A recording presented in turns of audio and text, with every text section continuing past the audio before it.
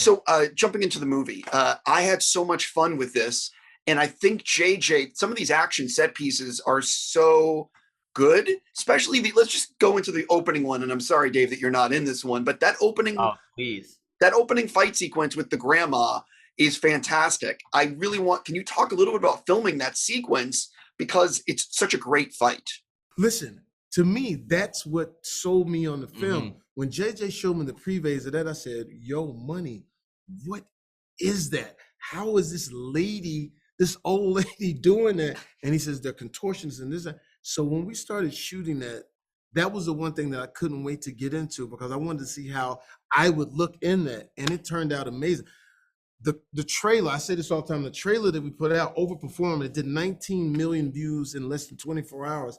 It's because when they see that shotgun blast and blow that old granny into the kitchen, and people are like, what is that? And so that really like piqued everybody's interest. So I can't wait for people to tune in and check that out because it goes hard. But when you're shooting a grandma into the wall with a shotgun in your first scene, that really sets the tone for the rest of the film, and you know you're in for a good time. Yeah, so for sure. It's a really good way to come out of the gate. Yeah.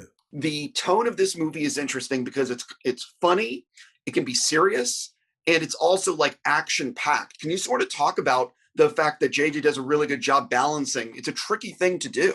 Definitely. Yeah. I mean, my initial talks with JJ, he basically said, hey, I got the action covered. You know, that's his element. That's where he thrives. And he said to us, he's like, I want to lean on you guys for the comedy. I want you to do your thing. And so that basically gave us permission to just go nuts and just have fun with each other.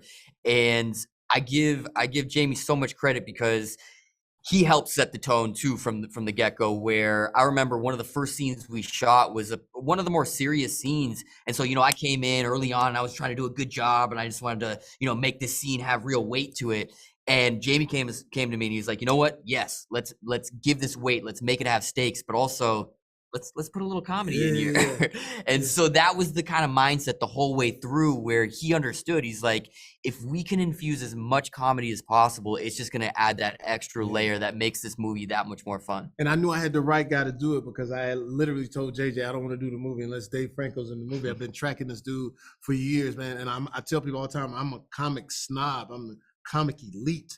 People may make me laugh, but I want to know how he was making me laugh because he was doing it in such a clever way. So by having him in that capacity, man, every time he came to work, he'd have a little bag. So you got something in your bag. Got a little something for you. Got a little something. So he killed it. Right. Also, Xavier on the after party. I just had to, plug that because I love that, but anyway. Thank you, man. So the other thing is you guys shot this in 42 days, which is not a lot of time for people that don't realize the making of movies.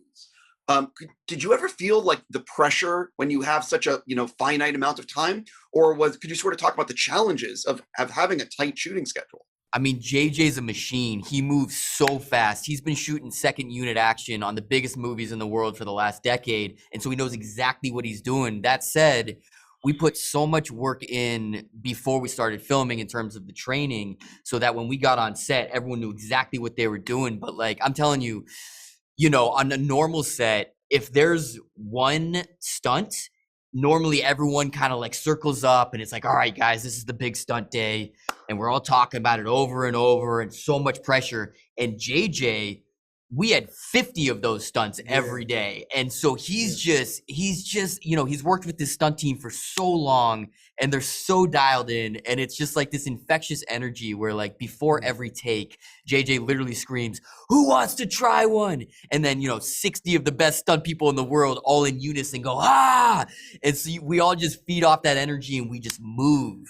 And what's crazy is that allowing us to get in and do those stunts, this guy right here, man, like he is a real athlete. Don't sleep on his stunt work. When we don't want to give stuff away, but when he does his thing, it's crazy. Which hopefully, fingers crossed, people will start watching this, make it super hot so we can do night shift and then we can do that thing together. That little lethal weapon. But everyone was doing their own stunts. Snoop came in, he was training with us, and like JJ shoots in a way where he's letting things breathe a little bit. And so you can actually see it's us doing it as opposed to, there's some action movies that are cut up so much that you almost can't even tell what's going on. Oh, don't get me started. It makes me crazy as a movie fan when I'm like, oh, there's 10 cuts in 1 second. Oh, I got it. I understand what this is. You know what I mean? Exactly. So one of the cool things is that and the movie is not John Wick with vampires, but there is a John Wick element in terms of like the vampire union and the stuff that goes on with all that. Can you sort of talk about that aspect of the film? And did you borrow any of those teeth? And, because, you needed to keep some? Well, here's the thing. I think that's what's ingenious about the movie. It makes it blue collar. It's like, like people were saying Blade. I said, no, you got to see it. It's not Blade. It's not any of that. This is practical. This is a guy harvesting teeth to go get some money so he could take care of his kid. And it just happens to be the craziest world that we all stumble into. Now, I've been in it. My character's been in it for a while, but just like sort of like in Training Day, when Denzel takes the money from the wrong people and he's about to, he ends up in his demise.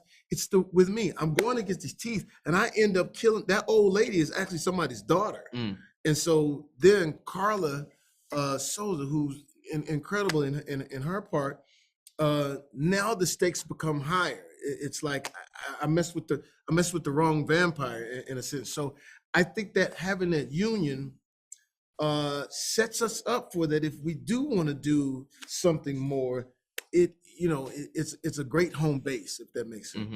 On that note, I need to stop. I'm just going to say, man, again, thank you for your work. And I really hope it's a huge hit for you guys and you can, make another. And I like that title, Night Shift. Yeah. Third one is Graveyard Shift. There you go.